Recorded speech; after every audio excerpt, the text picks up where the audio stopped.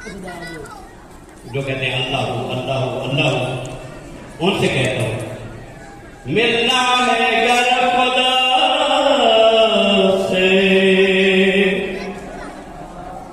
दर मुस्तफा को पूछ, ये घर खुदा के सहन के बिल्कुल करीब। बस इमरजेंसी ड्यूटी, मैं पहले जा रहा था घर, फिर वापस आया। शायद हजरत मासूमा ने बुलाया है, इंशाअल्लाह बुलंद आवाज से एक नारे हैदरी। मैं सुन रहा हूँ लेकिन एक दो शेर ये खुदा की जबान से कि खुदा मोहम्मद वाले मोहम्मद के बारे में क्या कहता है। तफसीर का वक्त नहीं है।